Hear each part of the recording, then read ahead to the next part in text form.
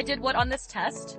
The fluorescent lights of the library hummed, a constant, irritating drone that mirrored the buzzing anxiety in my head.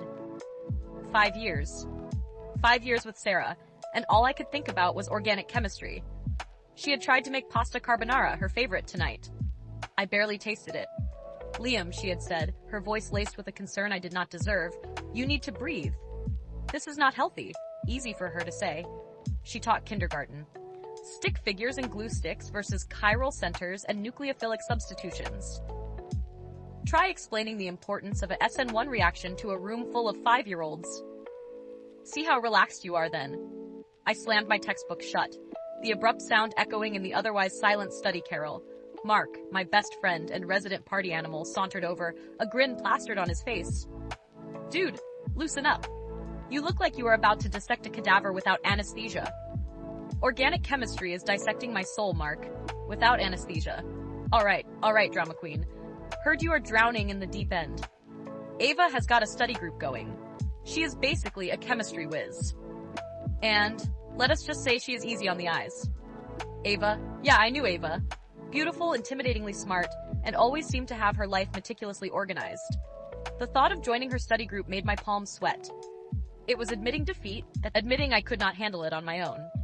But my GPA was a goddamn religion, and Professor Thompson was the unforgiving high priest. Fine, I grumbled, shoving my books into my backpack. But if she starts quizzing me on the periodic table, I am out. The first study session at Ava's apartment was intense. 4 of us crammed around a table littered with textbooks, molecular models, and enough caffeine to fuel a small rocket. Ava, with her cascading dark hair and piercing blue eyes, effortlessly explained complex concepts, drawing intricate diagrams on a whiteboard. Chloe, a quiet, observant girl, mostly took notes, occasionally asking insightful questions. A guy named Ben seemed perpetually confused, but nodded along anyway. I tried to focus, but Ava's presence was distracting. Not just her intelligence, but her confidence, her ease. She made organic chemistry seem manageable. I felt a pull, a sense of connection that I had not felt with Sarah in months. Guilt gnawed at me. The study sessions became a routine. Late nights, endless equations, and the constant, subtle hum of attraction.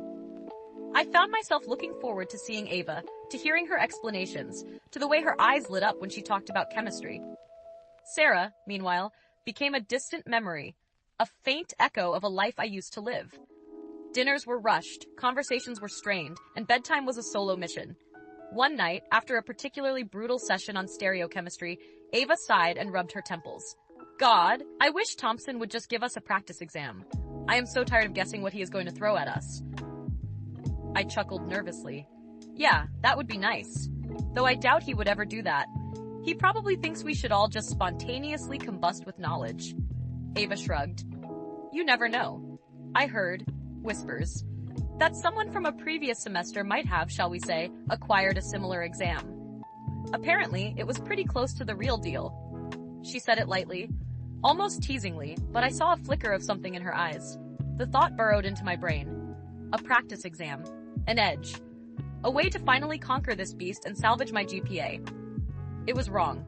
I knew it. Morally reprehensible, but the pressure was suffocating, the fear of failure crippling. That night, I could not sleep.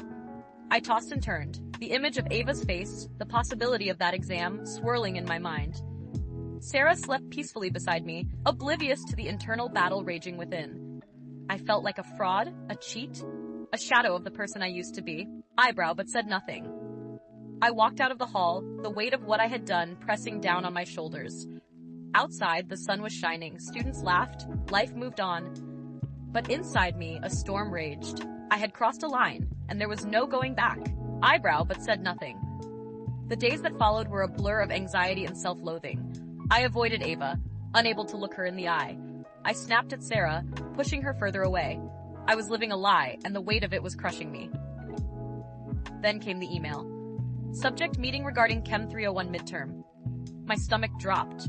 Professor Thompson's office was sterile and intimidating. He sat behind his large desk, his gaze unwavering. Mr. Walker, your performance on the midterm was remarkable. A significant improvement from your previous quizzes. Thank you, sir. I mumbled, my palms sweating.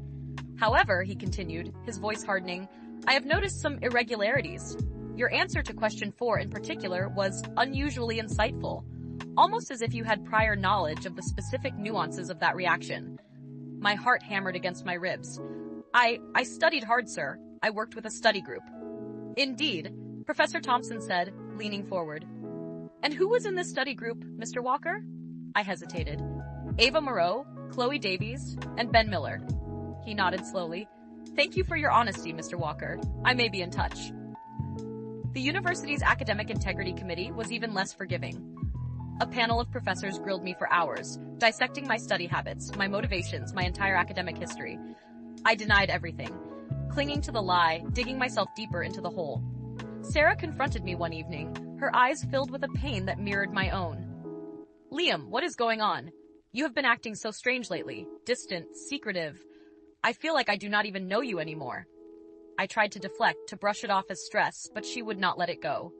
She pressed, she pleaded, she threatened to leave. Finally, I cracked. Okay, fine, I shouted, my voice cracking. I cheated. On the midterm, I got a practice exam from someone, and I used it. I am sorry, okay? I could not handle the pressure. Her face crumbled. You cheated? Liam, how could you? I thought you were better than that. I know, I sobbed, sinking to my knees. I'm a terrible person. I messed up everything. Everything? She whispered, tears streaming down her face. Is that why you have been ignoring me? Is that why you have not touched me in weeks? Because you have been too busy. What, impressing Ava? The accusation hit me like a punch to the gut. No, it is not like that. Ava just helped me study. Oh, I am sure she did, Sarah said, her voice dripping with sarcasm. Well, congratulations, Liam. You cheated, you lied, and you probably destroyed our relationship in the process. I need space. A lot of space. She grabbed her keys and walked out, leaving me alone in the apartment, surrounded by the wreckage of my life. A few days later, another email arrived. Subject, Academic Integrity Hearing Decision. I did not even open it. I knew what it said. Failed the course. Possible suspension. A black mark on my record that would follow me for the rest of my life. I wandered aimlessly across campus, a ghost haunting the halls of academia. I saw Ava in the distance, talking to Chloe. Chloe glanced over at me, her expression unreadable. Ava turned, her eyes meeting mine for a brief, agonizing moment. There was a flicker of regret, of guilt, but also something else. Relief? She quickly looked away, turning back to Chloe. I watched them walk away, the weight of my actions crushing me. I sat on a bench near the library, the hum of the fluorescent lights a constant reminder of my failure. The email from the Academic Integrity Committee was still unopened in my inbox. Sarah had not called. My future was crumbling before my eyes. Then I saw him. Professor Thompson. He walked towards me, his expression surprisingly sympathetic. Mr. Walker, he said, sitting down beside me. I know what happened, and I know why you did it. I stared at the ground, ashamed. I am sorry, sir. I messed up. Yes, you did, he said, but it does not have to define you. You made a mistake. Now you have to face the consequences. But that does not mean you cannot learn from it. You have potential, Mr. Walker. Do not waste it. He stood up and walked away, leaving me alone with my thoughts. The unopened email, the shattered pieces of my relationship, the uncertainty of my future. It was all my fault. I took a deep breath and finally opened the email. The consequences were severe, but not insurmountable. I would have to retake the course. I would have to write a letter of apology. I would have to face the music. As I walked towards the administration building, a sense of purpose began to emerge from the ashes of my despair. It would not be easy. It would be painful. But maybe, just maybe, I could salvage something of my life. Maybe I could learn from my mistakes and become a better person. I saw Ava one last time, near the student union. She was alone, studying at a table. Our eyes met again, and this time, she did not look away. There was a sadness in her gaze, a shared understanding of the mess we had both made. I started to walk towards her, to say something, anything. But then I stopped. This was my mess to clean up. I could not drag her down with me. I turned and walked away, leaving her behind. It was the hardest thing I had ever done, but it was also the right thing. I had a long road ahead of me, a road filled with uncertainty and regret. But for the first time in a long time, I felt a flicker of hope. Maybe, just maybe, I could find my way back to the person I used to be. The person Sarah loved. the person I wanted to be. The humming lights faded into the background as I walked towards the administration building, ready to face the consequences of my actions. Ready to start over.